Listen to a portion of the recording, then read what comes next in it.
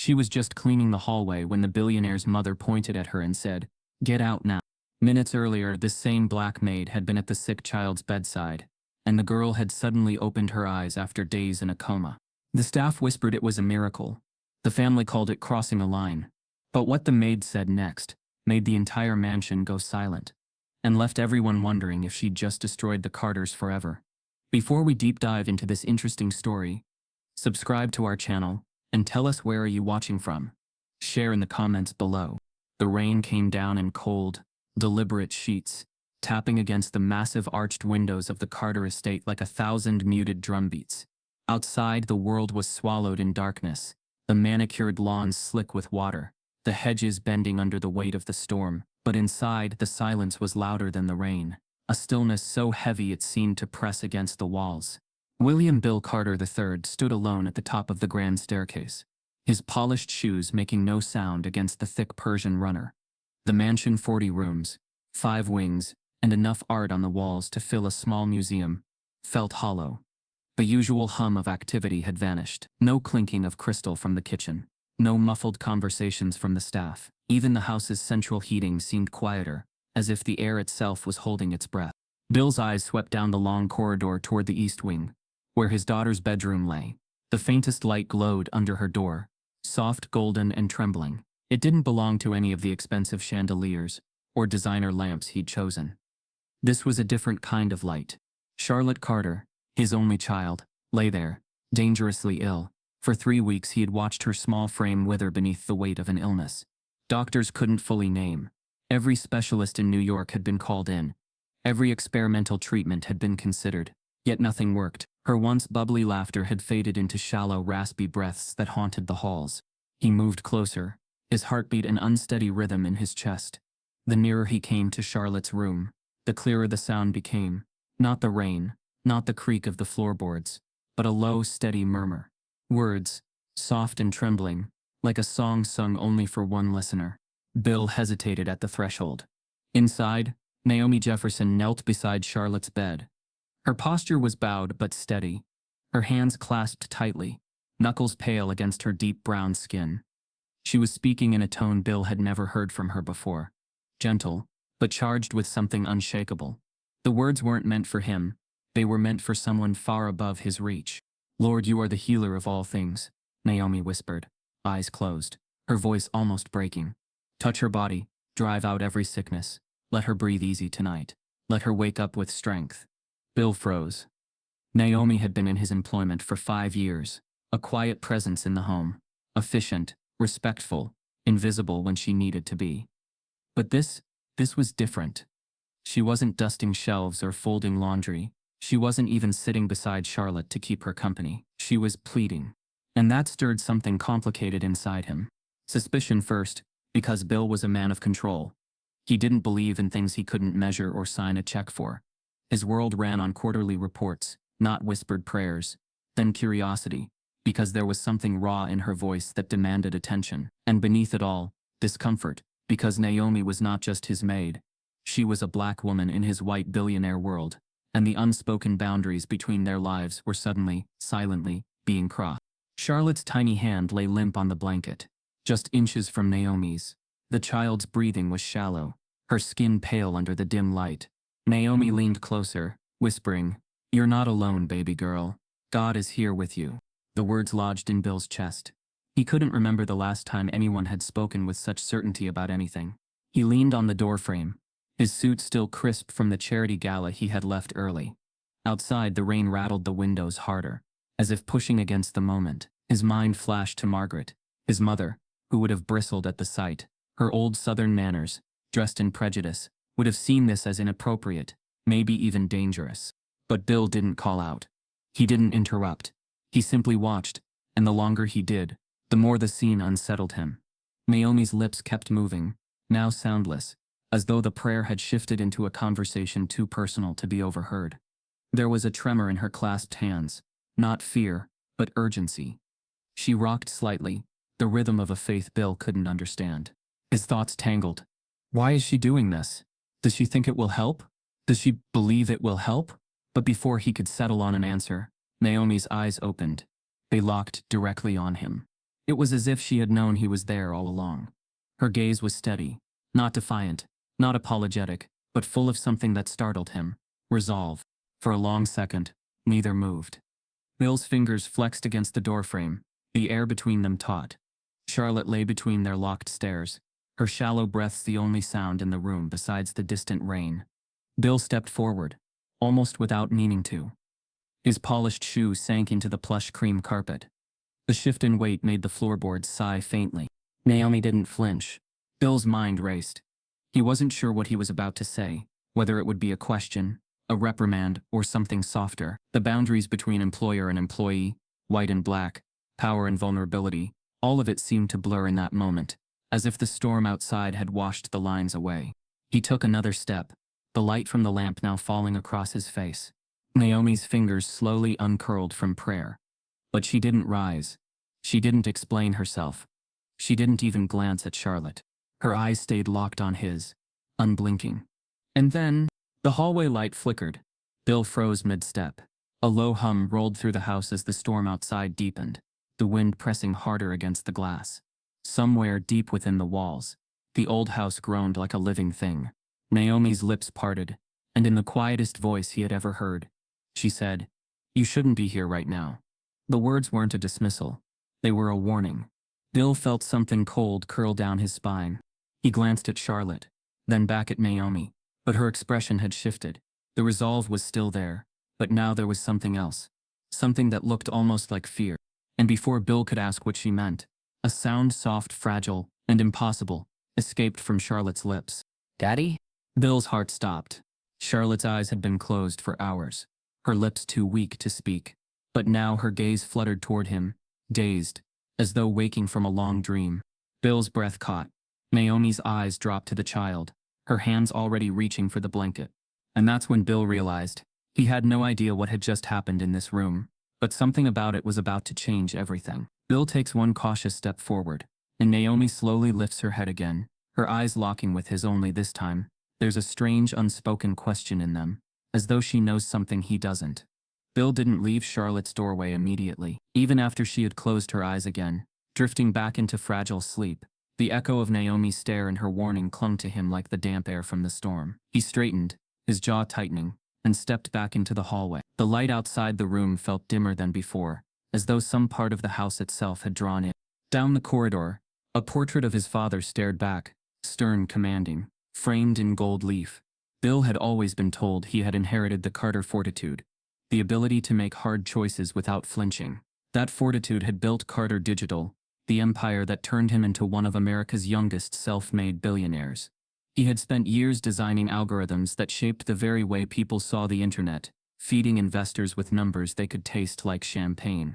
But that world was far away from this hallway, from the child who could barely breathe and the maid who dared to pray for her. Bill's life had been constructed like the mansion he lived in, layers of insulation from the elements, from discomfort, from the jagged edges of reality. The people who cleaned the floors and cooked the meals existed in the periphery, present but invisible, necessary but never part of his inner circle. Naomi Jefferson had been no different. She had arrived 5 years ago, quiet but steady, with a resume of domestic service that stretched from small-town Alabama to wealthy New Jersey suburbs. She'd been raised by a single mother who worked double shifts at a textile factory, coming home with raw hands and a tired smile. Naomi learned early to work hard, to stay polite, and to survive the moments when politeness wasn't enough to protect her from the small cruelties of racism. She never told Bill much about herself. She came in early, left late, and carried herself with the discipline of someone who had learned to make herself smaller in rooms where her skin was already too visible. In the Carter estate she was respected for her efficiency, but respect was not the same as being seen. The unspoken divides ran deep here. Staff used the side entrance, never the grand front doors. They ate in the break room, never in the family kitchen. The main living room, with its vaulted ceilings and glass chandelier, was for them, not us. The staff spoke to the family only when spoken to, and any conversation beyond work matters felt like overstepping. Naomi had never challenged those rules. Not because she agreed with them, but because she knew how quickly wealthy white households could turn cold toward the help who forgot their place. But Charlotte's illness had begun to bend those invisible rules. It started small. Bill asking Naomi to stay in the room when the nurses checked her vitals, because Charlotte seemed calmer that way. Then longer hours, because Charlotte didn't sleep unless Naomi sat nearby. Soon, Naomi was no longer just cleaning the room. She was fluffing Charlotte's pillows, reading to her, cooling her forehead with a damp cloth in the middle of the night. Bill noticed the way Charlotte's frail fingers curled around Naomi's when the pain grew worse. Noticed how Naomi's voice seemed to soothe her more than the doctor's reassurances ever could. And yet, he didn't quite know what to do with that noticing. He told himself it was simple. Charlotte liked Naomi, but that moment earlier, seeing her on her knees in prayer, had unsettled him. The sight carried layers: race, class, faith, and something unspoken, but undeniably human.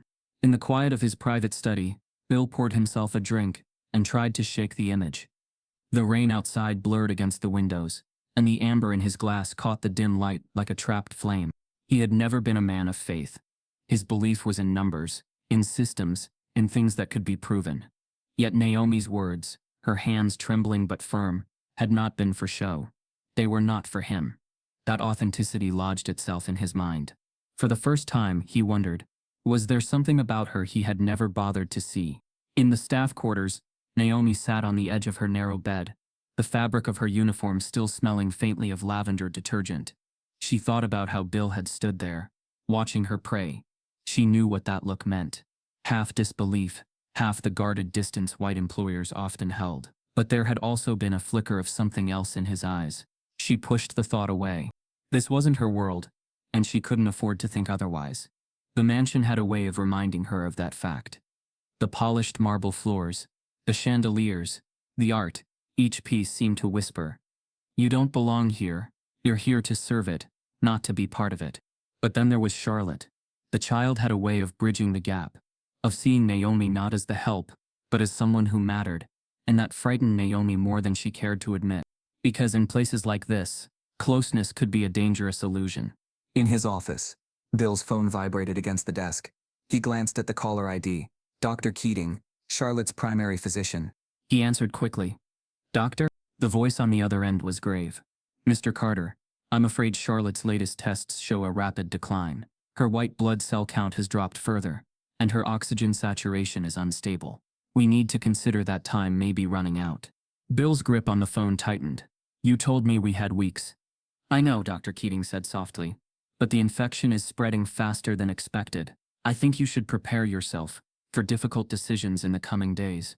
The rain outside seemed to pound harder, the sound filling the silence between the words. Bill's mind flashed back to Naomi's voice, in the dimly lit room. "Touch her body. Drive out every sickness." He swallowed, the words catching in his throat. "I'll be at the hospital first thing in the morning," he said, but his voice lacked its usual certainty. When he hung up, he didn't move.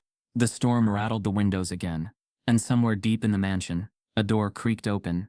Though Bill knew every other member of the staff had gone to bed, Bill turned toward the sound, and in the reflection of the darkened window, he thought just for a second, he saw Naomi standing in the doorway of his study. But when he spun around, the doorway was empty. The storm hadn't moved on. It seemed to settle over the estate with intention, stitching the sky to the roof with hard rain. Bill stood in his study longer than he meant to, the amber in his glass left untouched, the memory of a figure in the doorway needling him. When he finally stepped out, the hallway lights hummed back to full strength, as if embarrassed to have dimmed. Down the corridor, he heard a whisper of fabric and a careful footfall, the sound of someone trained to disappear. "Naomi," he said, and the quiet carried his voice farther than he intended. She turned from the staircase, shoulders squared even while her gaze dropped out of habit. "Yes, sir." "Come in," he said, holding the study door. "Please." It was the first time he had ever invited her into that room. The study was a private museum of himself, oil portraits and accolades, a wall of first-edition books he'd never had the time to read, a glass case with the first server blade from his company's data farm. He knew what the room did to people. It arranged them into smaller shapes. Naomi stepped over the threshold and did not shrink, though her hands folded against the front of her uniform as if they needed a place to stay. He gestured toward a leather chair, then stopped, realizing he had never seen a member of the staff sit in one. "You can have a seat," he added, and the offer landed like an apology that hadn't yet learned its words. Naomi chose the edge of the chair and sat with her back straight.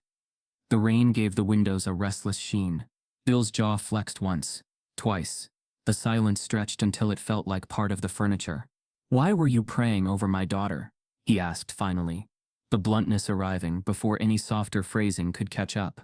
There was no anger in it, but there was gravity, and a power that didn't need to announce itself. Naomi didn't look away. "Because she's a child in pain," she said. "In my community, we don't stand around letting a child fight alone. Prayer is what we do, while we do everything else." "Everything else," he repeated, as if testing whether the phrase had sharp corners. "Medicine, doctors, monitors, a team I'm paying to try their best," she finished, gentle but unmoved. "And I'm doing the same with what I know." Bill set the glass down without drinking. "What you know," he said, and the words chose their own tone, a thin thread of skepticism running through them. She caught it, of course she did. "I learned to pray before I could write my name." A small smile lifted and fell. Sometimes it felt like the only language anyone in the room was listening to. He wanted to press on numbers, on outcomes, on the arrogance of believing words could move fevers. He wanted to reclaim the ground of control this house promised him. "I hire professionals," he said instead. "I make decisions based on what works. I can't rely on rituals." "Rituals are just habits with a heartbeat," Naomi said. "Some people check stocks. Some people light a candle. I talk to God and hold a little girl's hand, so she knows a human being is not leaving her." He exhaled, a humorless laugh slipping out despite himself. "You think checking stocks is my ritual? I think it's a way to feel like the world will move if you push hard enough," she replied. "It's worked for you. It won't work here." He felt the sting before he recognized it as truth. The study's floor-to-ceiling shelves suddenly felt like scoreboard columns. He searched for a calmer corner of the conversation, and found none. "You understand this is my home," he said, and the sentence arrived clothed in all the unspoken policies of the house. "There are boundaries." Naomi nodded once. "I understand boundaries better than most." The words were simple. The weight behind them was not. "I used the staff entrance tonight. I ate in the break room. I lowered my voice when I passed the family photos. I know how to be invisible when it keeps me safe." "It's not about safety," he said quickly, and the defense was too fast, too thin. "It's about the rules that keep people in their lanes." She didn't raise her voice, but the study heard her. He leaned back, the leather giving a soft complaint. "Do you expect me to take comfort in the idea that a prayer is doing what medicine can't?" "I expect nothing from you," she said, and the dignity in it was a closed door he hadn't realized he'd knocked on. "I expect myself to show up for a child whose father can't breathe in the hallway because he's afraid to walk all the way in." Something in him flinched. He thought of Charlotte's hand, pale, still, and the single word she'd whispered, "Daddy." There were no quarterly reports that had prepared him for being called by a word so small and devastating. He changed the angle of the conversation. "You said earlier, I shouldn't be there. In Charlotte's room." "Why?" Naomi's hands tightened against each other, not in fear, in thought. "Because when you stand in a doorway like that, a child feels your fear before she feels your presence. I wanted her to feel one thing at a time." He hadn't realized he was capable of being seen so precisely by someone the house trained him not to see. It irritated him, and underneath the irritation, it relieved him, and under the relief it scared him. "My mother would say it is not your place," he said, and there it was, the lineage stepping forward in his voice. "She'd say we keep things appropriate, professional." Naomi's gaze drifted briefly to the oil portrait of his father, then back to him. "Your mother knows how to arrange a room so no one touches the wrong silverware," she said. "She may not know how to sit with a child who thinks pain is something she did to deserve quiet." He frowned. "No one thinks that." "She does," Naomi said softly. "Sick children hear how adults move. They start believing they've ruined the sound of the house." Her voice thinned at the edge, then steadied. "I talk to God. I also talk to her. Both things tell the truth." The rain lifted to a hard rattle, as though applauding the honesty and then insisting it sit down. Bill moved to the window, more to gather himself than to watch the weather. His reflection overlaid the black glass. A man in a suit standing inside his own outline. "I don't want to be the kind of person who forbids something good because it doesn't fit," he said. "But I can hear myself trying." Naomi's mouth curved, not quite into a smile. "Trying is more than most." "And what about you?" he asked, turning.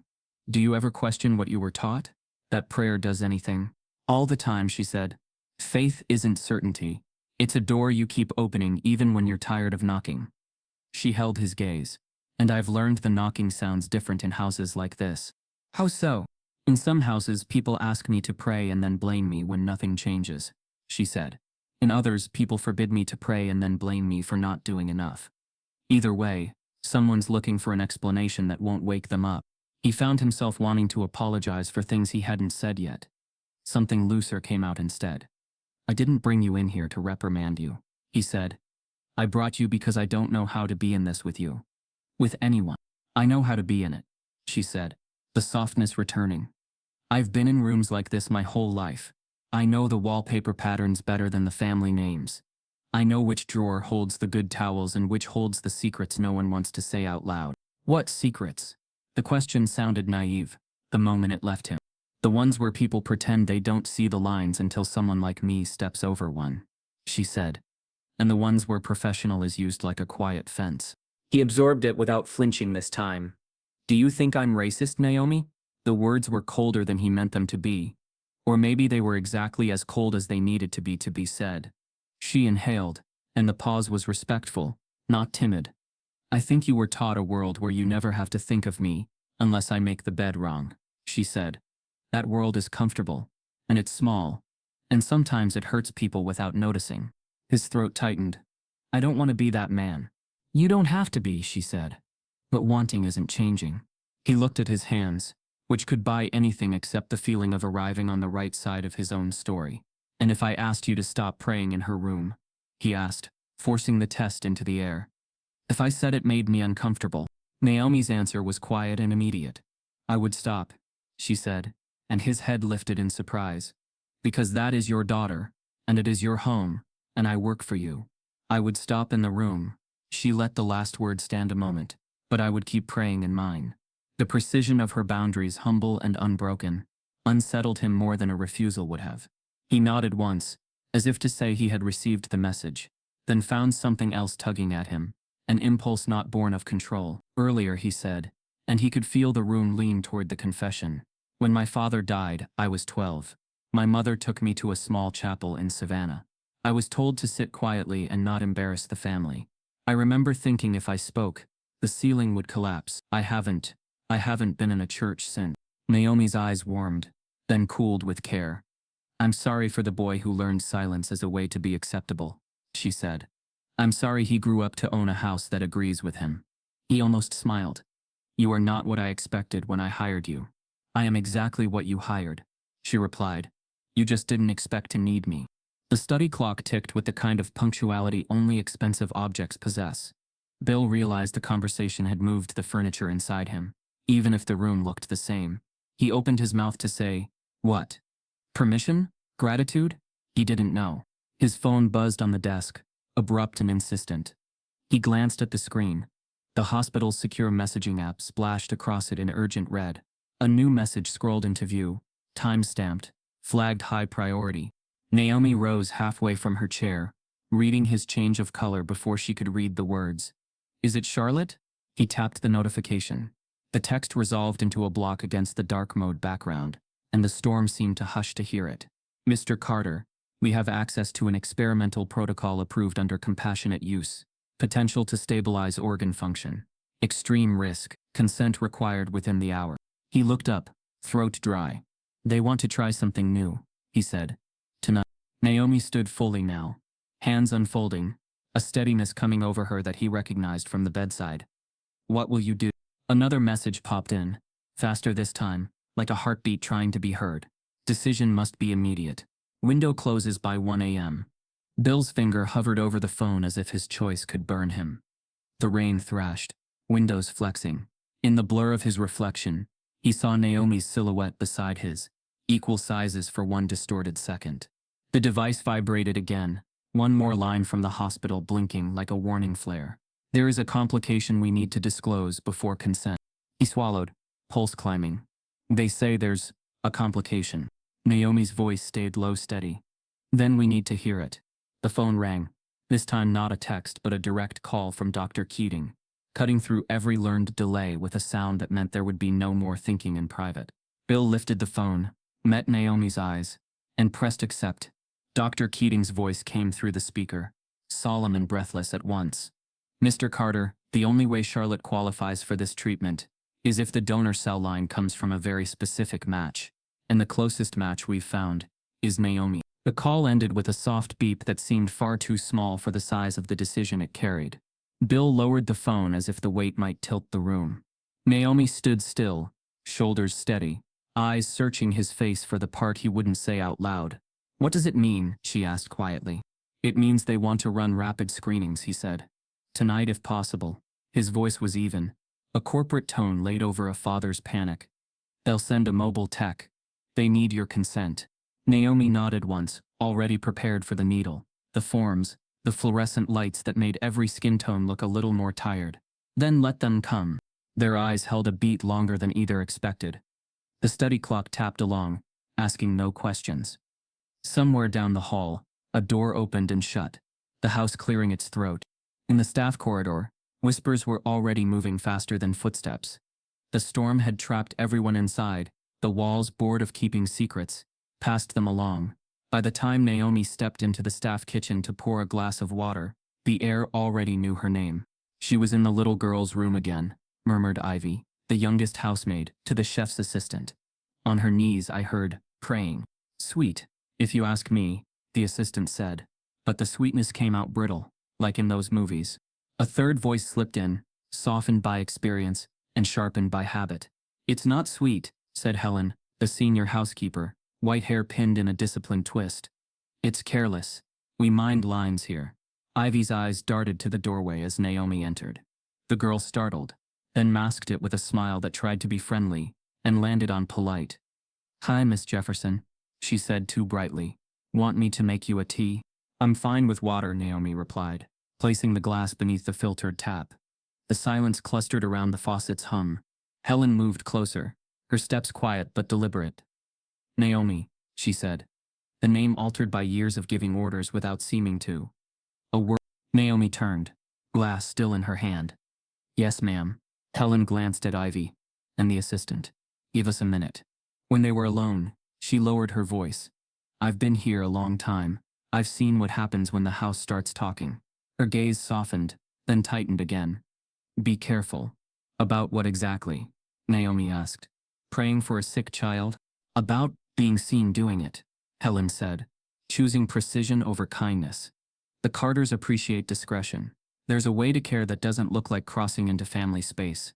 Naomi felt the warning the way one feels a draft, sudden, intimate. A reminder the window was never quite closed. "I was asked to sit with her." "You were asked to tidy and attend," Helen replied. "Sitting can look like staying." Naomi set the glass on the counter. Staying is what helped her breathe. She kept her voice low, but the words carried shape. "And I won't apologize for that." Helen's eyes flicked to the corridor, as if the walls might file a complaint. "You're good at your job. Don't make it harder than it needs to be." Then softer, the part that came from whatever life she had before she learned to iron curtains without creasing them. "There are rules here you can't see until you've broken one." Naomi thought of the study, the leather chair she had been allowed to touch with her weight for the first time. She thought of the way Bill had watched his own power as if it were a machine he both operated and feared. "I see them just fine," she said. "I step over only the ones that keep a child alone." Helen pursed her lips, not in disapproval. More like someone tasting a fruit and finding it riper than expected. "Be careful anyway." A knock skittered down the hallway. Urgent, official. Naomi and Helen both looked up. Bill's voice, controlled, met it at the threshold of the staff wing. "Naomi, the medical technician is here." The words fell into the kitchen like a dropped plate, not shattering but silencing. Helen took a fractional step back, recalibrating what she thought she knew. Naomi nodded, and followed Bill out, the soles of her shoes whispering on the tile. In the butler's pantry, a man in scrubs unpacked a small case with quick, respectful hands. "Miss Jefferson," he asked, glancing between them, "I'll need to swab your cheek and draw 2 vials. Mr. Carter, we'll courier this to the hospital in 15 minutes." Bill signed a consent page, one for Naomi to sign, one for his file, his pen skidding only once on the slick line. Naomi read every sentence. She'd learned long ago that the shortest lines could hold the largest traps. "Ready?" the tech asked. Naomi lifted her chin. "Ready." It went quickly, cotton against the inside of her cheek, a tourniquet, the prick of the needle, blood running like a reluctant truth into glass.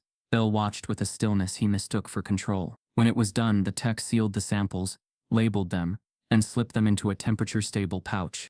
How long? Bill's voice was low. Preliminaries in 2 hours. The tech answered. Full confirmation by morning. I'll be back as soon as there's word. He left as neatly as he'd arrived, and the hush rushed in behind him. Naomi pressed a square of gauze to her arm, the white bright against her skin. Thank you, Bill said.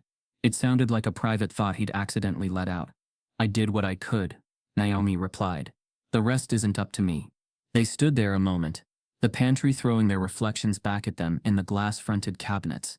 An employer and an employee caught in the same frame, the same night, the same Then the house reminded them. It had ears. As Naomi headed down the corridor toward the staff wing, two voices met at the bend, half whisper, half performance. She's getting special treatment, one said, careful to sound curious instead of bitter. Special? Another replied, with a laugh that had learned to hide its teeth. She's in the study at midnight. She's with the child at all hours, and now she's getting medical pickups from the mansion. You tell me. Naomi kept walking, eyes forward. But the words did what they were meant to. They reached her whether she listened or not. Ivy caught up to her at the corner, cheeks pink with the effort of choosing sides. Miss Jefferson, do you need anything? I could bring tea to your room later. Naomi looked at the girl and saw someone at the fork of her own education. She softened. Thank you, Ivy. I'm all right. Then, because one kindness deserved a specific anchor, she added, but if you're up later, could you check that Charlotte's humidifier has water? It helps her breathe. Ivy brightened, relieved to be useful without trespassing. Of course. They parted, and Naomi slipped into her narrow room, closing the door gently, as if not to wake the hallway. She leaned against it, eyes shut, and let the things she could not say out loud settle where they always did, in the space between her ribs and God's attention. A memory edged and uninvited, her mother at a kitchen table in Alabama, hand over a phone bill they could barely pay. There are houses where the rules change depending on who's in the room, her mother had said. Walk soft, pray loud. Naomi exhaled. I'm walking, Mama, she whispered, and I'm praying. On the family side of the house, a different prayer, one that didn't know it was a prayer, guided Bill up the main staircase. He passed the portrait of his father without looking. At the landing, another sound cut through the rain, his mother's voice wrapped in silk, and the expectation of being obeyed. William? He turned toward the master suite, where light bled under the door like an accusation.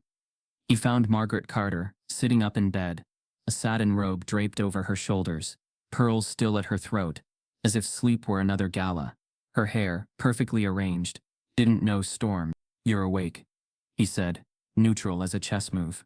I hear everything in this house, she replied, allowing the fiction that the house was hers to correct. Her gaze gathered details and filed them under categories she'd created decades ago. A technician at midnight, staff moving about, and that woman, she said. The article doing more work than the noun, spending hours by Charlotte's bed. Bill felt the old reflex, a son's instinct to tuck truth into the neat shapes his mother preferred. It arrived and he let it pass. Charlotte needed company. Charlotte needs boundaries.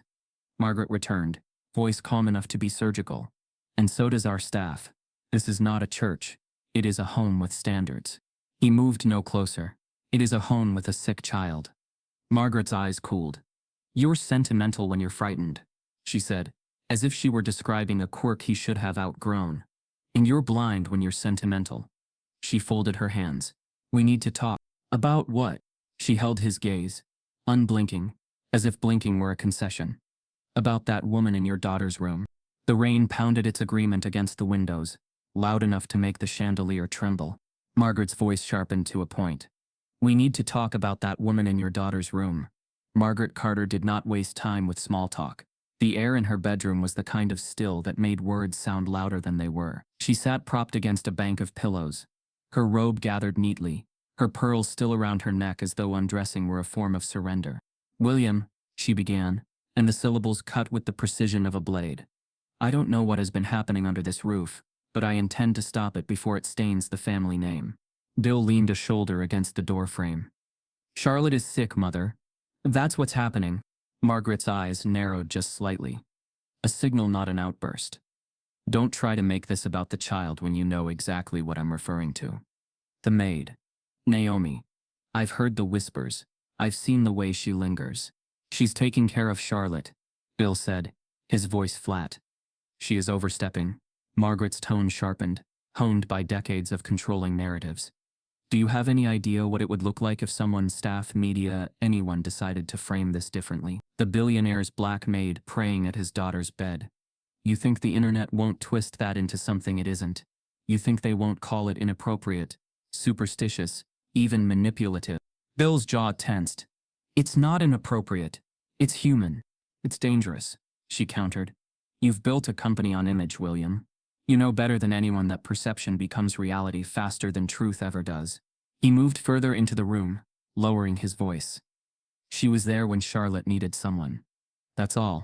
That's enough, Margaret said, her gaze never leaving his. Enough to plant seeds in people's minds. Enough to raise questions about boundaries in this household. You've worked too hard to let sentiment ruin what we've built. Bill knew we was a family fiction. His empire was his own. But in Margaret's mind, everything carried the Carter crest, even what didn't belong to her. You're asking me to fire her, he said. I'm telling you it's the only sensible choice. She folded her hands in her lap, curls glinting. You remove her now, cleanly, before this becomes gossip you can't contain. Offer her a generous severance, a letter of recommendation, whatever you need to make it seem gracious. Bill stayed silent. The image of Naomi in the dim light, her hands trembling in prayer, refused to fade. It wasn't just what she had done. It was the way she had been unshaken by his presence. That kind of resolve couldn't be manufactured, and it had touched something in him he didn't want to examine too closely. Margaret's voice softened, but the steel remained. You've always been too willing to imagine the best in people. That's why I step in when you can't see the damage until it's done. Bill turned toward the window, the rain streaking the glass in crooked lines. And what damage exactly has been done? Margaret didn't hesitate. If people believe she has more influence over your daughter than you do, they will start to believe she has influence over you. Then, William, you're no longer in control of your own household, or your story. The word control landed heavily. It had been the unspoken foundation of his life. Control over his company, his image, his future. But now it was colliding with something else. Loyalty, or maybe something deeper. He left her room without agreeing or refusing, letting the door click softly behind him. Naomi sensed the change before anyone told her. It was in the way conversations quieted. When she entered a room, the way eyes slid away too quickly, she recognized the pattern. It was the same in every house where her presence began to unsettle the wrong person. In this house, there was only one person she needed to unsettle for things to end. She folded linens in the laundry room, each crease precise, as though perfection could delay the inevitable. Her hands moved on instinct.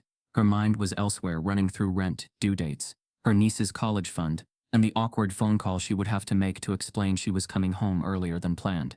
She thought of Charlotte, and felt her chest tighten. That little girl had looked at her as though Naomi's voice could pull the sickness away, as though her touch carried some kind of shield, and Naomi knew, with the quiet certainty of experience, that if Margaret Carter had her way, she would never see Charlotte again. In his study, Bill sat behind his desk, hands steepled in front of him. He should have been working. There were contracts waiting, board reports due, but every number on the page blurred into the shape of Naomi's clasped hands. His phone buzzed with a notification from a media monitoring service. A blog post speculating on his daughter's illness, complete with an unverified source claiming the family had brought in outside spiritual help. The photo attached was grainy but unmistakable. Naomi at the foot of Charlotte's bed, head bowed. He closed the tab. He had been in enough boardrooms to know how fast an image could be weaponized. Margaret wasn't wrong about that, but she was wrong about Naomi's intentions. He was sure of it. The trouble was, he didn't know if being sure was enough to protect either of them. That night, Naomi moved quietly through the hall outside Charlotte's room. She wasn't scheduled to be on this late, but she'd stayed after helping the evening nurse. It was easier than trying to sleep while waiting for the conversation she knew was coming. Bill stepped out of the shadows. I wanted to thank you, he said. For what? For agreeing to the tests. For being here for her. Naomi nodded. She's a good child. She doesn't deserve this. Most children don't deserve what happens to them, Bill said. Naomi studied his face, reading the weight there. Your mother's spoken to you. He hesitated. And that was answer enough. I've been in houses like this before, Naomi said quietly. When someone decides you're too close to the family, it's already over. I'm not blind to how it works. Bill's voice lowered. If I let her push you out, what does that make me? Naomi didn't blink. It makes you her son. The honesty landed between them, like a stone in deep water. Before he could respond, a voice called from the far end of the hall. One of the night nurses, her expression tense. Mr. Carter, you'd better come. Charlotte's stirring. They moved quickly down the hall, the rain outside now a softer rhythm against the glass. Inside the bedroom, the air was thick with the faint scent of eucalyptus from the humidifier. Charlotte's small frame shifted under the blankets, her lashes fluttering. For the first time in days, her lips parted in something more than a restless breath. Bill reached her side. Charlotte? Sweetheart? Her voice was a whisper, raw from disuse. But the words were clear. Where's Naomi? Bill turned, and Naomi stood frozen in the doorway, the question hanging between them. Charlotte's eyes searched the room until they found Naomi's, and with surprising strength, she whispered again. Don't let her leave. The room smelled faintly of antiseptic and eucalyptus, the quiet punctuated only by the rhythmic hiss of the humidifier. Charlotte lay against her pillows, eyes half open, her small hand resting on top of the blanket. Bill sat beside her bed, a cup of untouched coffee cooling on the nightstand. The nurse entered with a small tray, 2 pills in a paper cup and a glass of water. All right, Charlotte, she said gently. Time for your medicine. Charlotte's gaze flicked toward the doorway. Where's Naomi? Bill leaned forward. She's just down the hall, sweetheart. You can take this now and she'll come by later. Charlotte shook her head weakly. Not without Naomi. The nurse tried again. It's important you take these now. They'll help your breathing. Charlotte's lips pressed into a stubborn line. No Naomi, no medicine. Bill felt the tension building, the kind that lived in the space between parental authority and a child's fragile trust. Charlotte, this isn't a choice. It is a choice, she whispered, her voice raw but firm. I want her here. The nurse looked at Bill for guidance, but he only rubbed his temple, his thoughts ricocheting between medical necessity and the unmistakable pull Naomi seemed to have on his daughter. Finally, he stood and walked to the hall. Naomi was there, folding a stack of freshly laundered sheets. She looked up, reading his face before he spoke. She won't take the medicine without you, he said quietly. Naomi set the sheets aside. Then I'll sit with her. Inside the room. Charlotte's eyes lit with relief at the sight of her. Naomi moved to the chair by the bed, taking the child's hand with a warmth that filled the cold air. All right, baby girl, she said softly. Let's do this together. Charlotte swallowed the pills without hesitation. The nurse made a note on her chart, her eyebrows lifting slightly at the change. Later that day, Dr. Keating reviewed the latest reports in the study, his brow furrowed in thought. It's unusual, he said, glancing at Bill, but Charlotte's vitals improve noticeably when Naomi is present. Heart rate steadier, oxygen saturation higher. It's not a cure, but it's consistent. Bill sat back in his chair. So you're saying, I'm saying whatever she's doing, whether it's comfort, familiarity, or something else, it's working on a measurable level. Keating said, and for now, we should use every advantage we have. Bill nodded slowly, knowing what that meant. She stays in the room then, at least until things change. When Keating left, Bill leaned against the desk, letting the decision settle over him. It wasn't just a practical choice, it was a direct rejection of his mother's ultimatum. Margaret found out that evening.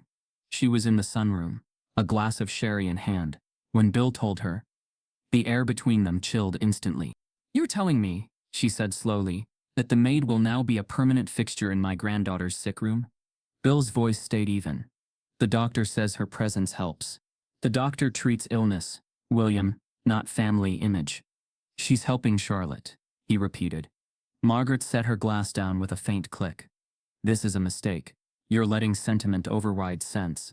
It will cost us more than you realize. Bill met her eyes. If it costs me something, so be it. I'm not removing the one person my daughter responds to. Margaret's lips thinned, but she said nothing else. She didn't need to. Her silence was its own kind of battle line. That night, Naomi sat by Charlotte's bed, reading aloud from a worn copy of Anne of Green Gables. Charlotte's breathing was easier, her cheeks carrying a faint hint of color they hadn't had in days. You remind me of Anne, Naomi said after a pause. You've got the same way of seeing the world as if it's full of little miracles. Charlotte smiled faintly. Do you believe in miracles? Naomi hesitated, her gaze softening. I believe in moments when something impossible happens, and we don't question it because we're too busy being grateful. Charlotte considered this, then closed her eyes, still holding Naomi's hand. Then I hope for one. Bill stood in the doorway, unseen, the words settling into him like stones in deep water. It was just past midnight when the first message reached his phone. A link to a social media post. The caption read, "Strange scene at the Carter mansion tonight." Beneath it, a blurry photo shot from outside through a rain-speckled window showed Naomi kneeling at Charlotte's bedside, her head bowed in prayer. Bill's stomach tightened. The angle was unmistakably invasive. Whoever had taken it had been standing on the property. He scrolled through the comments. Is this real? Looks like some kind of ritual. Weird for a billionaire to have staff doing this. His phone buzzed again. Another link. This one from a gossip blog already spinning the photo into a headline. Faith healer or overstepping. Unusual care at Carter estate raises eyebrows. He closed the screen. The image burned into his mind. Outside, the rain had stopped, but the night felt heavier than before. From the hallway, Naomi's voice floated softly into the study, reading to Charlotte as if nothing beyond the room existed, while Bill's phone lit up again, this time with a message from an unknown number. You don't know what she's really doing in there. Bill stared at the unknown number on his phone. You don't know what she's really doing in there. The words were typed without punctuation, as though the sender had fired them off in a rush, maybe with the same thrill people feel when tossing gasoline at a small fire. He didn't respond, but the unease settled in, curling under his ribs. By morning, the fire had spread. The grainy photo of Naomi at Charlotte's bedside had been retweeted thousands of times, migrating from a small gossip account to the feeds of national news writers, faith bloggers, and political commentators who smelled a story they could bend to their own narratives. Some tweets were gentle, almost reverent. Not all heroes wear capes. Some wear aprons. Pray for Charlotte. Keep Naomi. Others turned the image into a cultural battleground. A billionaire letting his staff act as a spiritual healer? This crosses every professional boundary. Within hours, hashtags multiplied. Pray for Charlotte, filled with heartfelt prayers and wishes for the girl's recovery. Maid miracle, an awkward mix of praise and exoticization, painting Naomi as some mystical figure. Keep Naomi, driven by supporters demanding she stay in the Carter household. Bill sat in the living room with his phone in one hand and the remote in the other, as the story leapt from Twitter to the morning news cycle. On one channel, a talk show panel debated whether the Carters were embracing compassion or setting a dangerous precedent. On another, a slick host read from a teleprompter. Viewers are split over an unusual scene inside the Hampton estate of billionaire William Carter. In this leaked photo, the family's maid appears to be praying over Carter's 8-year-old daughter, who is reportedly battling a severe illness. While some call it an inspiring moment, others are questioning the appropriateness of an employee engaging in what some view as a religious ritual in her employer's home. Bill muted the TV and rubbed his forehead. In the kitchen, Naomi was trying to move through her morning duties as if the air wasn't buzzing with whispers. She'd been in enough wealthy households to know when her presence had become a conversation in rooms she wasn't invited to enter. Helen, the senior housekeeper, appeared in the doorway holding her phone. You've seen it? Naomi kept her hands busy, stacking plates. I've seen enough. They're talking about you like you're either a saint or a scandal, Helen said. I can't tell which one will be worse for you. I didn't ask to be either, Naomi replied. Helen's voice softened. It doesn't matter if you asked. They've decided you are part of the story now, and when rich people's stories get too public, they like to rewrite them. Naomi didn't answer. She didn't need to. Both of them knew exactly how those rewrites ended. Upstairs, Bill's phone rang. His head of PR, Alex. Bill, we've got a problem, Alex began, without preamble. This thing has legs. Every minute you stay silent, people will decide your angle for you. We need a statement, neutral, careful, controlled. I'm not putting Naomi in the crosshairs, Bill said. You don't have to name her, Alex countered. We just position this as a moment of compassion, in a time of difficulty, express gratitude for everyone's concern, and remind people that your focus is on Charlotte's health. Bill leaned against his desk. And if that doesn't calm it down, then we pivot to human interest interviews. Emphasize your support for diverse staff, that kind of thing. But for God's sake, don't let your mother talk to the press. Bill almost smiled despite himself. That's the first sensible thing you've said. By noon, the story had a life of its own. Naomi's church in Alabama had been contacted by reporters fishing for quotes. A former employer in New Jersey was quoted anonymously saying she was a devout woman who sometimes blurred the lines between personal and professional. Charlotte's doctor received an email from a tabloid asking if Naomi had interfered with treatment. Bill could feel the walls closing in, too many people twisting too many angles. He glanced out the window and saw two unfamiliar cars parked on the street, lenses poking from the open windows. That afternoon, Naomi carried a tray to Charlotte's room, ignoring the sting of cameras from the lawn. Charlotte brightened at the sight of her, pushing herself up against the pillows. "You're famous," Charlotte said, the innocence in her voice making it sound like a gift. Naomi smiled faintly. "I don't need to be famous, I just need you to take your medicine." Charlotte obeyed, no hesitation. Naomi smoothed the blankets around her, pretending not to notice Bill leaning in the doorway, watching them like he was trying to memorize the shape of their connection. Later, Bill found Naomi in the pantry, putting away jars. "They want me to make a statement," he said. She didn't look up. "About me. About the photo. About what it represents." She set the jar down. "And what do you think it represents?" Bill hesitated, then spoke honestly. "I think it represents someone doing more for my daughter than I knew how to." Naomi finally met his gaze. Don't say that. He almost laughed. "That's the one thing I can't say. Not without them turning it into something it's not." "That's the thing about truth," Naomi said. "It doesn't care if you can say it out loud." By early evening, the hashtags had shifted in tone. Supporters were posting photos of their own experiences with nurses, caregivers, and domestic workers who'd gone above and beyond. But critics had become louder too, casting Naomi as an opportunist, accusing her of trying to ingratiate herself into the family for money or influence. One tweet, with thousands of likes, read, "Let's not romanticize this. Boundaries exist for a reason. This is employer-employee. Full stop." Bill scrolled through the noise, aware that every post, every opinion was turning Naomi from a person into a symbol, and symbols were easier to destroy. That night, Naomi returned to her small room in the staff wing, the door clicking shut behind her. She sat on the edge of her bed, the hum of her phone in her pocket. When she finally looked, there was a new text from an unlisted number. Just 5 words. "Stay in your place, girl." Her chest tightened, not at the insult, which she'd heard before in other forms, but at the cold intimacy of it. Whoever had sent it knew enough to reach her directly. The message was followed by another, this time with no words, just a photo, a blurry image of her walking through the mansion's side entrance, taken from somewhere close enough to see her face.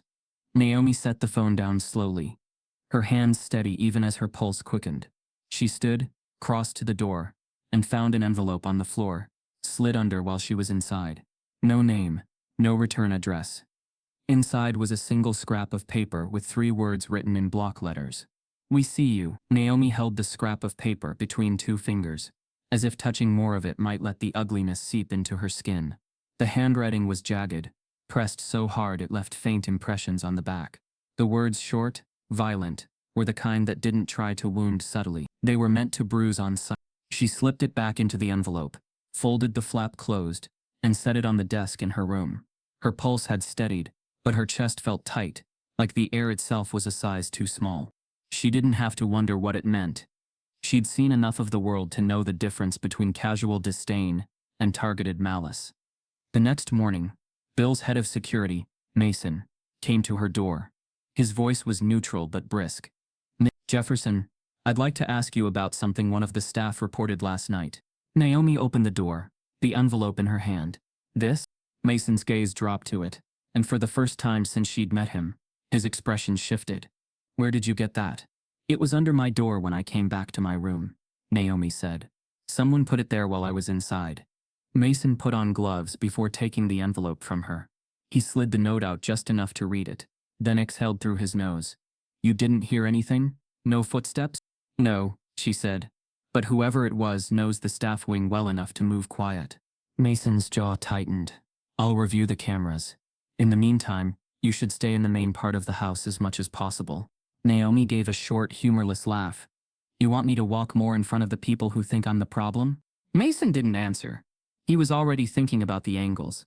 the gaps in the security system, the places where someone could vanish between frames. 2 hours later, Bill found her in the kitchen. Mason stood beside him, the envelope on the counter. "Naomi, I'm sorry," Bill began. "I didn't."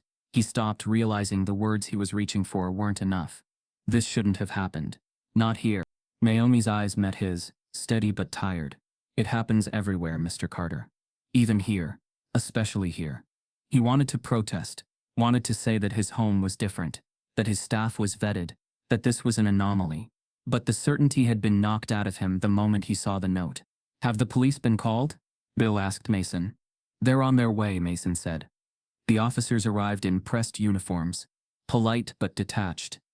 One of them, a man with thinning hair and the faint smell of cologne, took the envelope between two gloved fingers and glanced at it. "Ugly stuff," he said lightly, as if commenting on bad graffiti. "You got anyone in mind who might have done it?" "No," Naomi said flatly, "but it came from inside. That much I know." The officer nodded slowly. "All right, we'll make a note of it." Bill frowned. Make a note. "You're treating this like a parking complaint." The second officer, younger, shifted uncomfortably. "Sir, with all due respect, these kinds of incidents often turn out to be pranks or misunderstandings." "Misunderstandings?" Naomi's voice was low but edged with steel. "What part of that note is unclear to you?" The older officer held up a hand. "We're not minimizing it, ma'am. We'll log the report, keep an eye on things." Bill stepped forward. "No, you'll investigate. You'll pull fingerprints, interview staff, whatever you have to do. This isn't a prank, it's a threat." The older officer's smile didn't reach his eyes. "We'll do what we can, sir." They left with the envelope, their cruiser pulling away slow enough to make their lack of urgency obvious. In the hallway, Naomi stood with her arms folded, her shoulders square. Helen appeared from the laundry room, glancing between Naomi and Bill. "What did they say?" "That it was probably a prank," Naomi said. Helen's mouth pressed into a thin line. "They said the same thing when someone carved a slur into the garage door of my old place. Called it teenage mischief." Bill looked at her sharply. "And nothing was done?" Helen shook her head. "Not unless you count telling me to let it go." Bill's stomach twisted. He had never been in the position of having to rely on people who treated your pain like a filing error. That evening, he sat in his study long after the lights had dimmed in the rest of the house. The note kept flashing in his mind, the words crawling like oil across clean water. He thought of every time he had told himself racism was something that happened elsewhere. That wealth and security could keep it outside the gates. He realized now that the gates only kept him from seeing it. In her room, Naomi sat on the bed with a half-packed suitcase open beside her. A folded stack of clothes lay next to it, along with a photo of her niece taped to the inside pocket. She wasn't leaving out of fear. She'd faced worse in her life. But she knew how quickly situations like this could turn. First whispers, then suspicion, then the quiet suggestion that maybe she'd be happier somewhere else. She zipped the outer pocket shut, her movements deliberate. A soft knock came at the door. "Come in," she said. It was Charlotte, wrapped in a blanket, her hair slightly mussed from sleep. She stood barefoot in the doorway, her voice barely above a whisper. "Helen said you were packing." Naomi's chest tightened. "I was thinking about it." Charlotte stepped closer. "Don't, sweetheart. Sometimes it's better to leave before." "No," Charlotte said, her voice firm despite the weakness in her frame. "You're the only one who makes the room feel safe. If you go, it'll be all cold again." Naomi sat back on the bed, her suitcase between them. "There are people here who don't want me around." "Then they don't matter," Charlotte said. "I do." Naomi felt the weight of those words in a way she couldn't put into language.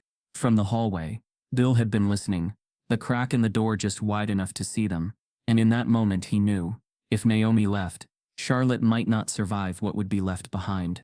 Naomi closed the suitcase halfway, her hand on the zipper, and looked up at Bill standing in the doorway. "So," she said, "are you going to tell me to stay, or to go?" Naomi's suitcase sat open on the bed like a silent verdict. Every fold of clothing was deliberate, every movement measured. She had packed enough to leave without looking like she was fleeing, but not so much that it would appear she was never coming back. Years of working in other people's homes had taught her that an exit could be as political as an entrance. The morning light fell weakly through her small window, dust catching in the pale beams. She smoothed her uniform on the bed, one last time, not because she would wear it again, but because she'd been taught to leave things in better condition than she found them, even when the place itself had failed her. In the hallway, Helen appeared.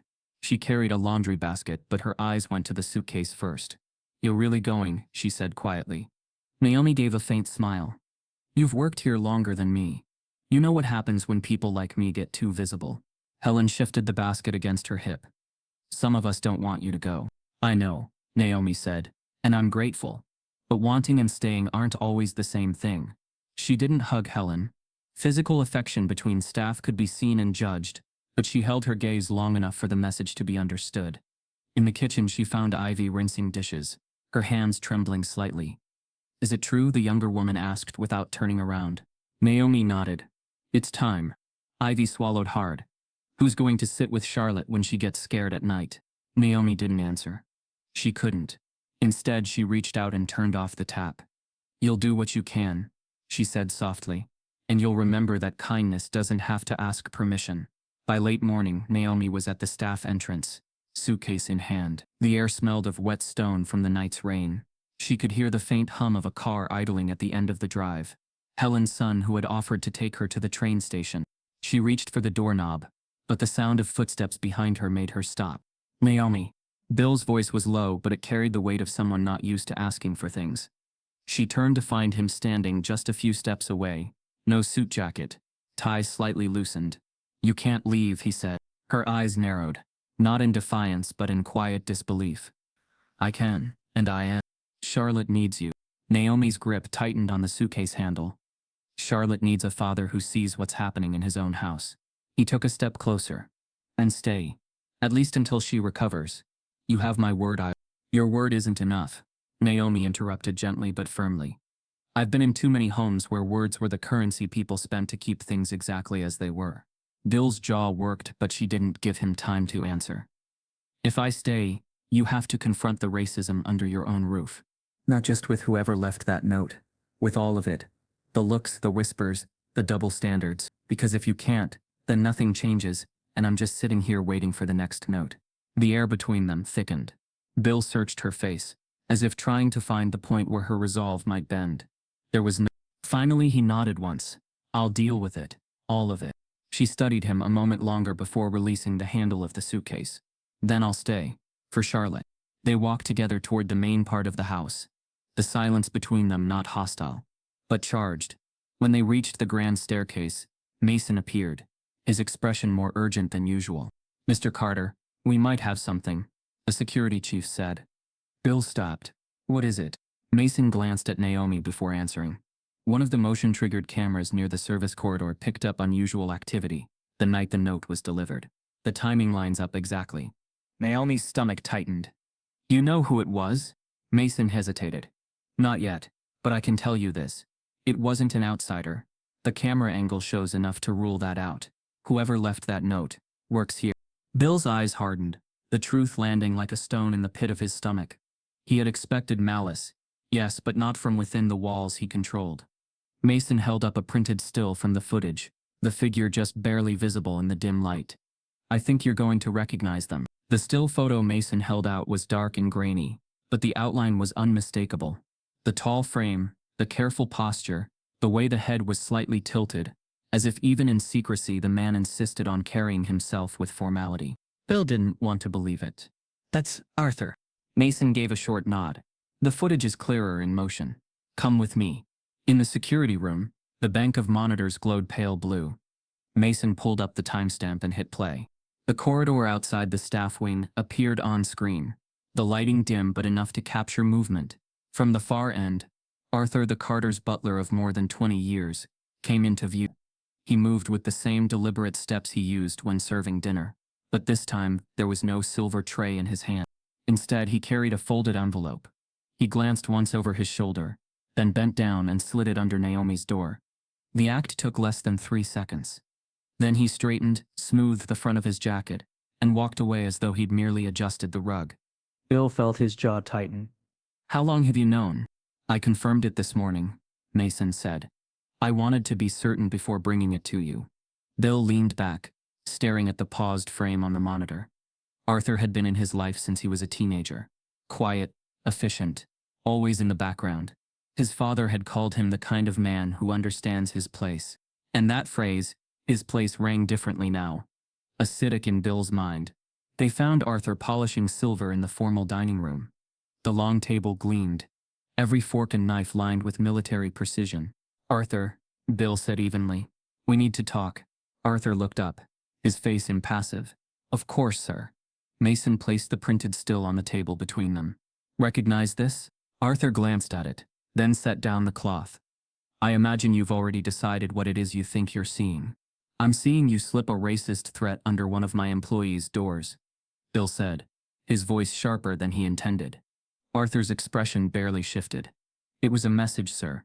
A reminder." Bill blinked. "A reminder of what?" "That certain lines are not meant to be crossed," Arthur said simply. "Staff should remain staff. Familiarity breeds confusion. And confusion leads to trouble." The matter-of-fact way he spoke made Bill's stomach turn. "You've worked here for decades. You've seen how we treat people." Arthur cut him off with a small, polite smile. "I've seen how you treat people you want to see." The words landed heavier than Bill expected. After Arthur was dismissed from the room pending further review, Bill sat alone at the long dining table. His mind pulled up moments from the past like unwanted photographs. Arthur making offhand comments about how things used to be better run in his father's day. The way he'd subtly steered guests toward their own kind during large gatherings. The way those moments had been ignored because they didn't interfere with the Carters' comfort. He had told himself they were harmless quirks of an older man. Now he saw them for what they were, stones in a wall he had allowed to stand in his own home. Later that evening, Bill found Naomi in Charlotte's room, helping her with a jigsaw puzzle. The pieces were scattered like fragments of a sky, half the picture still missing. "I know who left the note," he said quietly from the doorway. Naomi didn't look up right away.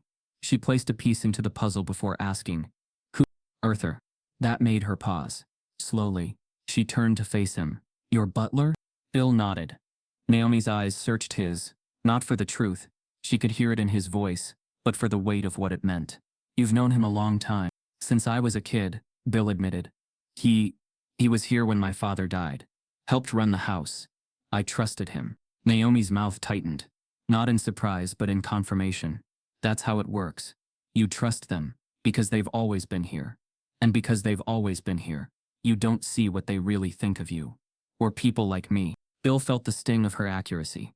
"I'm going to deal with it." "Are you?" she asked. "Because dealing with it means more than sending him home with a polite letter. It means admitting you let him stand close enough to hurt me in my own room." Her words weren't angry. They were steady, and that steadiness was harder to bear than any accusation.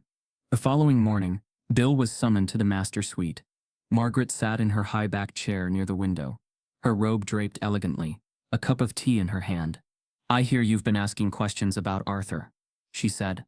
"I've seen the footage," Bill replied. "He's the one who left the note for Naomi." Margaret sipped her tea without flinching. "Arthur has served this family with loyalty for decades. Whatever unfortunate lapse he may have had, it's no reason to tarnish his reputation or discard him." Bill's voice hardened. "He targeted a woman in our home because of the color of her skin. That's not a lapse. That's who he is. That's who he's always been," Margaret said calmly. "And it has never been an issue before now. You can't let the feelings of an outsider disrupt the stability of this household." The word outsider landed like a stone. "Naomi is not an outsider," Bill said. "She is not family," Margaret countered, her eyes sharp. "And she never will be. Arthur is part of the Carter household. His loyalty is to us, and your loyalty should be to him." Bill stared at her, realizing that in her mind, bloodlines and longevity outweighed justice. Margaret leaned back, her voice cool. "If someone has to go, it should be the one who doesn't belong here. That woman in Charlotte's room." She set down her teacup with a soft clink and added, "Fire her, William, or you'll regret it." The porcelain clink of Margaret's teacup still rang in Bill's ears as he left her suite. He walked the long hallway toward his study, his steps clipped, hands curled into fists at his sides. Her words, "fire her or you'll regret it," hadn't just been an order. They had been a declaration of the unspoken laws this house had lived under for generations. For the first time, he wasn't sure he could obey them. He paced in the study for several minutes before turning back. Something in him refused to let her have the last word. When he re-entered her suite, Margaret was still seated by the window, sipping her tea as if nothing had been said. "You came back awfully fast," she remarked without looking up. We need to finish this conversation, Bill said, shutting the door behind him. Margaret finally set her cup down, her eyes meeting his. I think I made myself perfectly clear. You did, Bill replied. And now I'm going to make myself clear. I'm not firing Naomi. Margaret's posture stiffened. You are making a mistake. No, he said, his voice low but steady. I've been making mistakes for years. Pretending I didn't hear the things people like Arthur said in my presence. Pretending certain attitudes were just old-fashioned, instead of hateful. You've been enabling this kind of thinking my whole life, Mother, and I let you. Her lips pressed into a thin line. Don't lecture me about morality, William. I kept this family's name untarnished through more difficult times than you can imagine. Untarnished? Bill laughed without humor. Do you even hear yourself? You call it untarnished because you've never been the one living under the stain. You've never had to think about what it means to walk into a room and be seen as less before you've said a word. Margaret's eyes sharpened. You sound like her now. If sounding like her means actually acknowledging people's humanity, then maybe I should have started a long time ago, Bill said. Margaret leaned forward. You're letting guilt make you irrational. Arthur is family. Naomi is an employee. One of them you protect. The other you let go when they cause disruption. She didn't cause the disruption, Bill shot back. She's been cleaning up the mess this family's pride has been making for decades. For a moment, Margaret said nothing. Then she picked up her cup again, calm returning to her voice. You're getting emotional, William. You'll see reason eventually. Bill stepped closer to her chair. No. What I see now is that every time I've let something like this slide, I've been protecting my comfort at the expense of someone else's dignity. And I'm done doing that. Outside the door, Naomi had come to ask Bill about Charlotte's breakfast. She froze when she heard the rise in his voice, her hand hovering near the frame.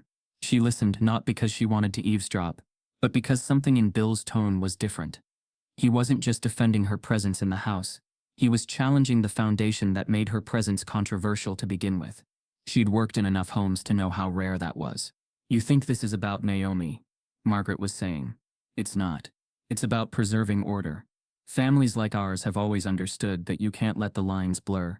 Families like ours, Bill repeated, the words tasting bitter. Do you even realize how ugly that sounds? It sounds pragmatic, Margaret replied.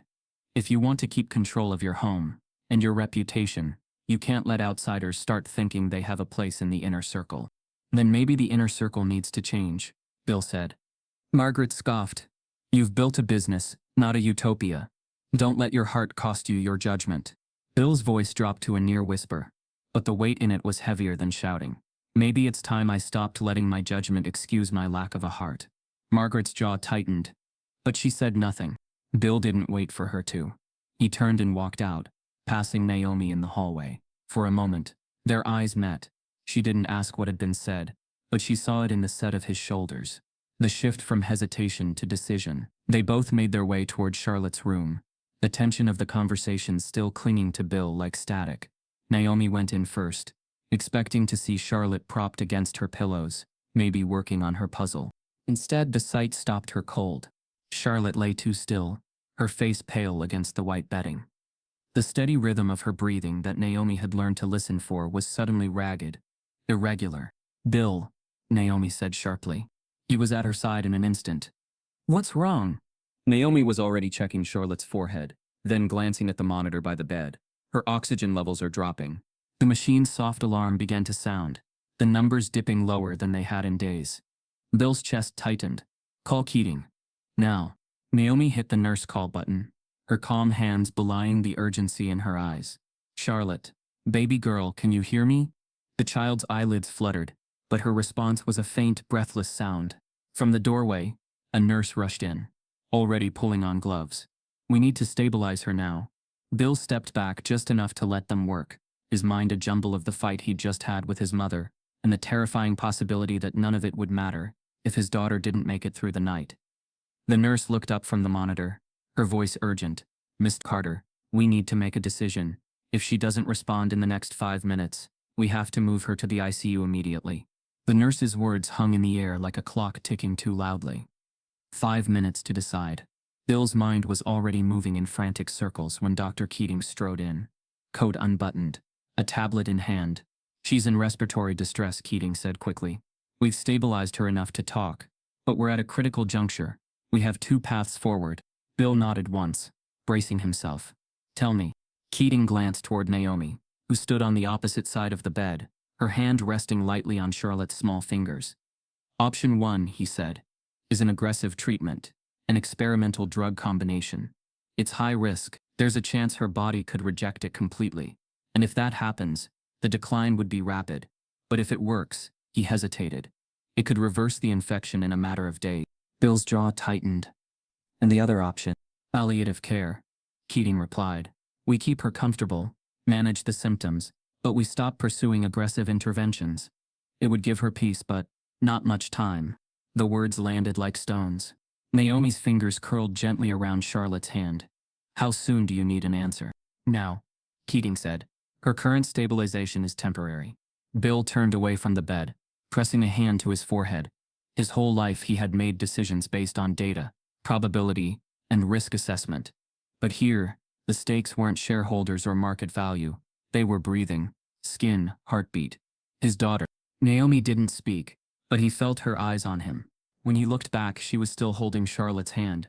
Her head bowed slightly, not for show, not for the room, but in the quiet focus of prayer. Her lips moved in near silence. Bill stepped closer, drawn not by belief but by something deeper, an unwillingness to stand apart from the one person who seemed able to touch the storm without flinching. Without thinking, he knelt beside her. The room shifted. The nurse froze mid-step, unsure whether to interrupt. One of the junior doctors glanced at another, as if silently confirming what they were seeing. Naomi didn't open her eyes. Lord, she murmured, you know her name. You know her breath. If this path is for her, make it clear. If it is not, close it. Bill felt the weight of his mother's presence before he heard her voice. What? Margaret said from the doorway, her tone clipped. Are you doing?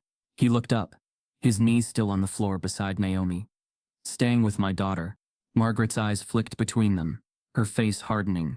This is not the time for theatrics, William. Let the doctors do their jobs. Bill rose halfway, meeting her gaze. Sometimes their job is to wait for mine. Dr. Keating cleared his throat gently. Mr. Carter, we can begin preparations for either course, but Bill turned back to him. If we choose the aggressive treatment, what does she need from us? Consent form signed immediately, Keating said, and a donor cell match to boost her immune response. His eyes flicked to Naomi for a fraction of a second, too quick for most to notice, but Bill caught it. The earlier lab results had not yet been discussed in front of Margaret. Bill nodded slowly. Get the forms. Naomi's eyes opened. If that's your choice, I'll be here. As the medical team stepped out to prepare, Margaret moved closer, her voice low but edged with steel. You're risking her life on a long shot because that woman makes you feel something you can't explain. I'm risking her life because every option risks her life, Bill said. But I won't stand here and do nothing just because it's safer for your reputation. You're letting her infect this family with her. Margaret stopped herself, but the pause was enough. Bill's eyes narrowed. Say it. Margaret looked away. With her ways are compassion and courage, Bill said. And if those threaten this family, maybe the family's the problem. Naomi stood silent, but the air between them felt charged, as if a truth long kept in the corners had just been dragged into the light. Minutes later, Keating and the team returned with trays, vials, and a portable monitor. The lead nurse addressed Bill. We'll need to move quickly. Once we begin, we can't reverse course. Bill took the pen from the clipboard, his signature sharp and deliberate. Do it. Naomi remained at Charlotte's side, murmuring quietly, not to be heard, not to persuade, but to steady the air around the child. Bill returned to his place beside her, not kneeling this time but close enough that Charlotte could sense him there. The first injection went in, the IV line carrying the clear fluid into her small arm. The monitor beeped steadily at first, the green line pacing evenly. Everyone's eyes were fixed on the numbers, and then the beeping quickened. One of the nurses looked at Keating, her heart rates climbing. Another voice. Oxygen saturation dropping. Keating stepped forward sharply. Adjust the flow. Now. Bill's pulse mirrored the machine's, each second stretching longer than the last. Naomi's hand tightened slightly around Charlotte's, her voice steady, but urgent. Now.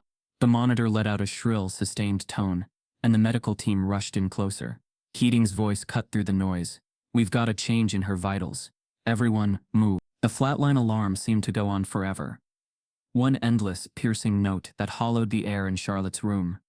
Bill's knees nearly gave out, but he forced himself to keep standing, eyes locked on the small, fragile frame of his daughter, as the medical team swarmed her bed, starting compressions. A nurse barked. Another adjusted the IV, her gloved hands moving in a blur. Naomi stayed rooted beside the bed, her fingers still wrapped gently around Charlotte's hand. Her lips moved in a whisper so low it was almost drowned out by the chaos. Yet somehow the sound carried to Bill. It wasn't frantic. It was steady. Keating's voice cut through. Clear. The defibrillator paddles lifted, and Charlotte's small body jolted under the shock. The alarm didn't stop. Bill's hands were fists at his sides. Do something, he shouted, his voice breaking. We are, Keating snapped, never looking away from his patient. Again, clear. The second jolt came. This time the alarm faltered, stuttered, and then like a breath caught midair finally releasing, the beeping resumed. Slower at first, then stronger.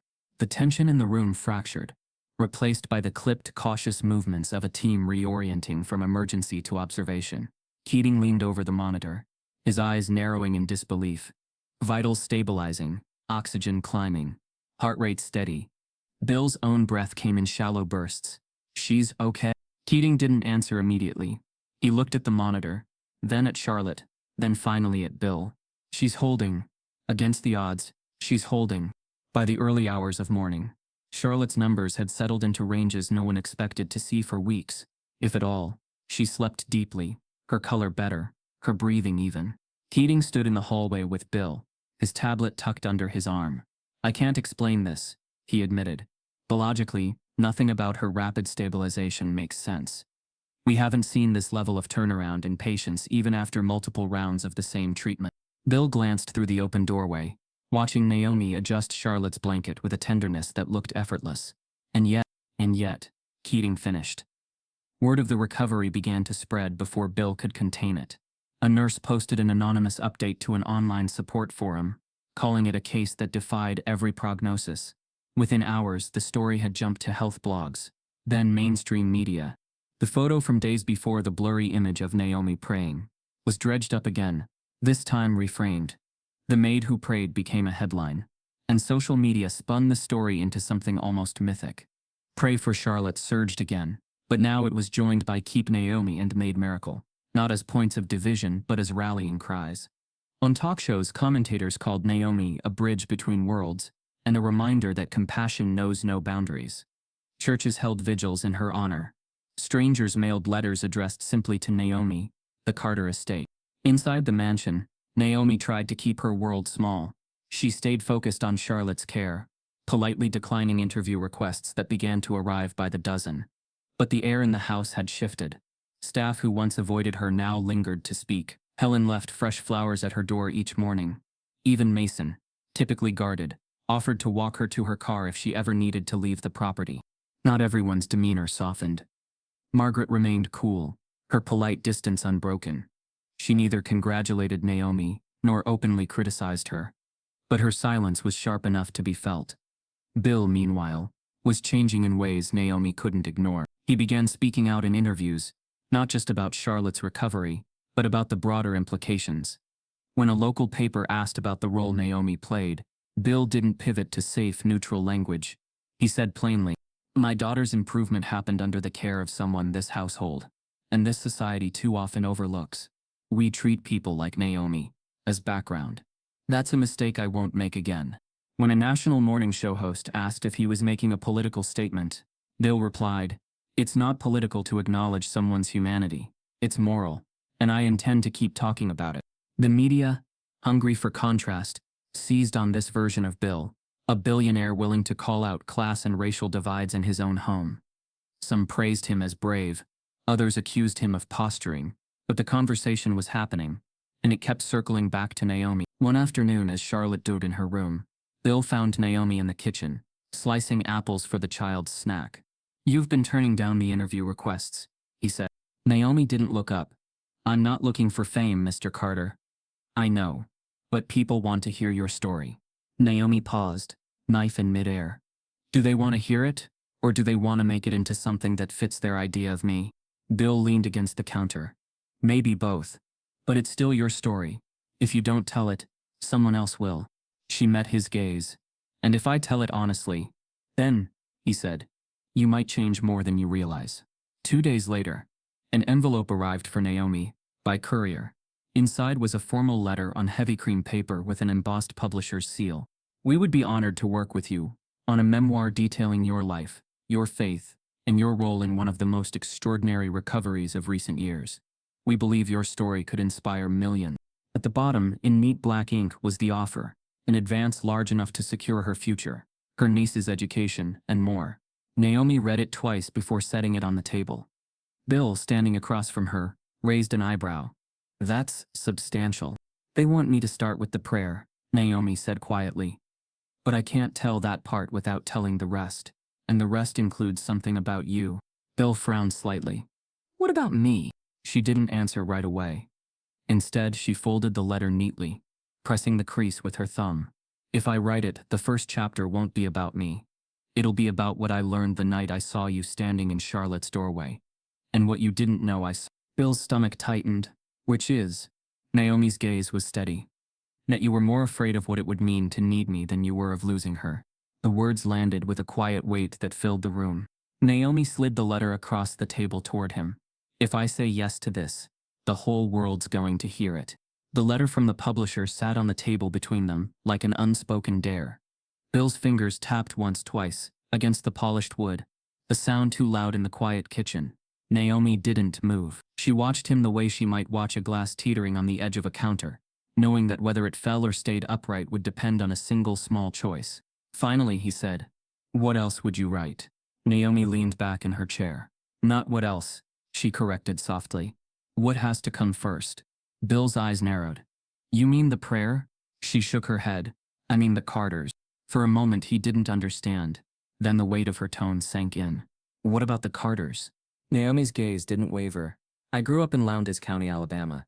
We learned the names of certain families the same way we learned the names of counties and rivers, because they shaped the world we lived in, even when we'd never met them."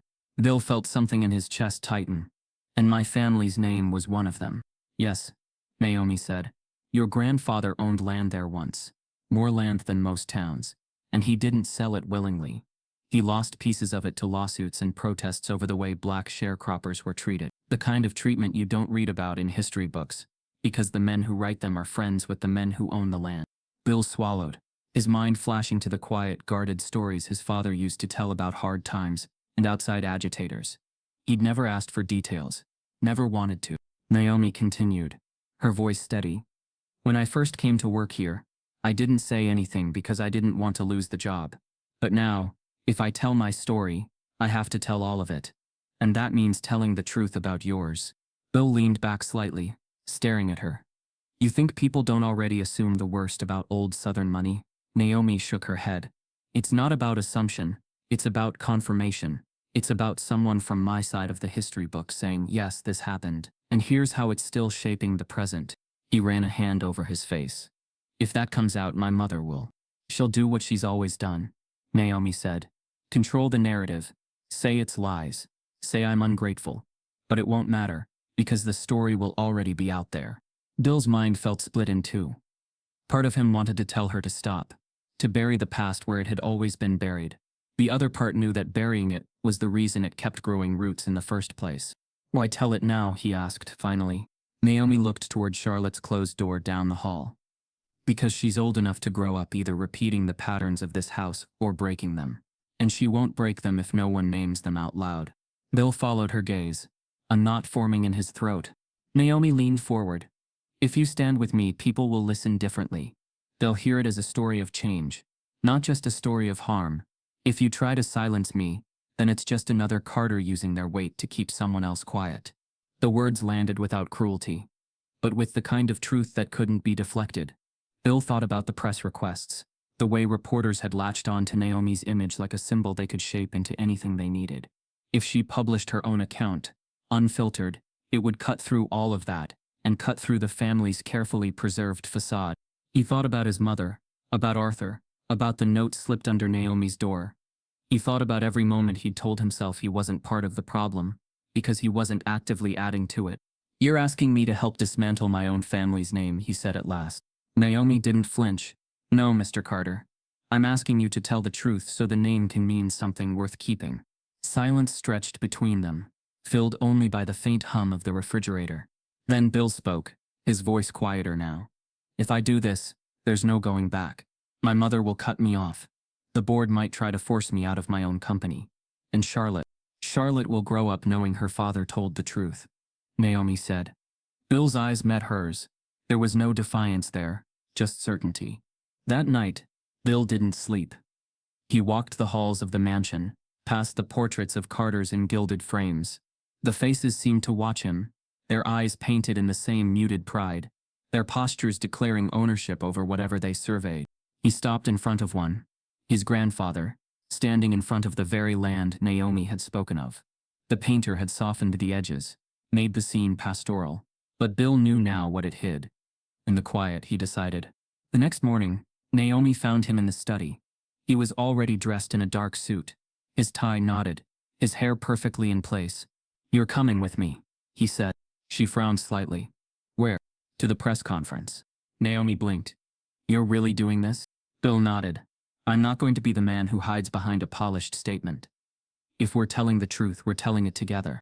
For the first time since she'd met him, Naomi saw something in his expression that wasn't guarded, or calculated, or tempered by caution. It was resolve. They walked toward the front of the house, passing Margaret in the hallway. She stopped short, her eyes darting between them. "Where are you going?"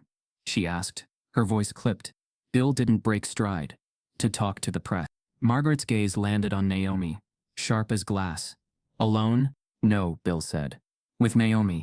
The air between them seemed to crystallize. "William," Margaret said, her tone dropping, "think very carefully. Once you put her beside you in front of cameras, you can't undo it." "I know," Bill said, without looking back. The front doors of the mansion swung open to a sea of microphones and flashing cameras, and Bill stepped out with Naomi at his side. The flashbulbs hit them first, white bursts that lit Bill and Naomi in jagged intervals as they stepped out onto the broad front steps of the Carter estate. The crowd outside was a wall of microphones, recorders, and eager faces, each one waiting for the smallest slip, the tiniest phrase they could spin into headlines. Bill paused at the podium, fingers gripping either side, his gaze scanning the sea of press badges. Naomi stood slightly behind him, her posture calm but unyielding, the cool wind tugging at the hem of her blazer. "Good morning," Bill began, his voice carrying over the restless murmurs. "I called you here today, not to control a story, but to tell one. The truth, mine, Naomi's, and our family's." The murmurs stilled. He spoke first about Charlotte, about the night her condition worsened, the choice between high-risk treatment and comfort care, and the moment Naomi prayed at her bedside. That night, he said, "My daughter's life hung by a thread. I didn't believe in what Naomi was doing. But she did, and whether you see it as faith, as hope, or as something beyond explanation." The next morning, my daughter lived. Gasps rippled through the press pool. The cameras leaned in. Bill didn't stop. He pivoted to the harder truth. "But this isn't just about a sick child and a prayer. It's about the fact that Naomi has faced racism in my home. Not whispered prejudice, direct, targeted hate. A note was slipped under her door with racial slurs. I found out it came from someone my family trusted for decades, and instead of seeing the problem for what it was, we were too used to protecting our own comfort to confront it." Margaret, watching from the window above, stiffened visibly, her knuckles white against the curtain. Bill's voice deepened. "That comfort, this family's comfort, was built on a history I can no longer ignore. My grandfather's land in the South, the way it was run, the lives it took advantage of. Those stories have been buried under generations of silence. Naomi knows them, and now, so do I. I will not carry that silence forward." The air seemed to freeze for a moment, before he stepped back from the mic and looked at Naomi. She moved forward, her hands steady, her gaze direct. "I didn't come here today to be anyone's miracle," she said. "I came here to be honest. I'm a domestic worker. I've cleaned homes for people who never learned my children's names. I've been told to use back entrances, to eat in different rooms, to disappear when company came. This isn't just my story, it's the story of Black women working in white households across America." Her voice didn't rise, but it carried like a drumbeat. We are not background. We are not invisible. We are human. And when we are allowed to be part of the lives we care for, not just the chores we perform, beautiful, life-changing things can happen. Naomi's words rolled over the crowd, and for a moment, no one spoke. Then, questions erupted. A reporter shouted, "Mr. Carter, what are you doing to address your family's history?" Bill leaned into the microphone. "I'm donating $25 million to racial justice initiatives, funds that will support education, legal advocacy, and economic opportunities for Black communities. And that's just the beginning. The Carter Foundation will prioritize the voices of those who've been silenced for too long." Another voice called out, "Naomi, what's next for you?" She answered without hesitation, "I'm using my platform to fight for the rights and protections of domestic workers nationwide. Better pay, legal safeguards against harassment, and the dignity every human deserves. Those will be my priorities." The applause that followed was uneven. Some clapped out of conviction, others because they knew the cameras were on them. But it was real. Not everyone was moved. By the time the press conference ended, social media was already split. Some hailed Bill and Naomi as brave truth-tellers. Others accused them of manufacturing a redemption arc. Old photos of Bill at black tie galas circulated alongside Naomi's childhood home, dissected by strangers who knew neither of them. But the seed had been planted. Conversations had started. Silence had been broken. As the crowd thinned and the last flashes faded, Naomi and Bill stepped back into the quiet of the mansion. The adrenaline was still in their blood, but the house felt heavier, as though the walls themselves were absorbing what had just been said. Helen, the head housekeeper, met Naomi in the hallway and squeezed her hand. "You did good," she whispered before retreating quickly. Bill loosened his tie, exhaling. "It's done." Naomi nodded, though her expression was distant, as if something else had already claimed her thoughts. In the drawing room, a uniformed courier was waiting with a small envelope. "For Miss Jefferson," he said, handing it to her before leaving without another word. Naomi turned the envelope over in her hand. There was no return address, just her name written in neat, deliberate cursive. Bill noticed her hesitation. "You going to open it?" She sat down on the arm of a chair, sliding her finger under the flap. Inside was a single sheet of paper, the handwriting the same as on the outside. Her eyes scanned the first line, and her breath caught. "Naomi, I think I'm your brother. We were separated when we were children. I have something you need to know about the Carters." She read the last sentence twice before lowering the page. Her pulse had quickened, but not from fear alone. Bill's brow furrowed. "What is it?" Naomi folded the letter carefully, her fingers lingering on the crease. "If this is real," she said quietly, "then what we told the world today was only the beginning." She met his eyes, her voice steady. "Because he says there's a secret about your family that even you don't know. Because stories like this aren't just stories, they're real lives, real pain, and real courage. If her fight for dignity moved you, let your voice be heard. Type yes if you believe in justice.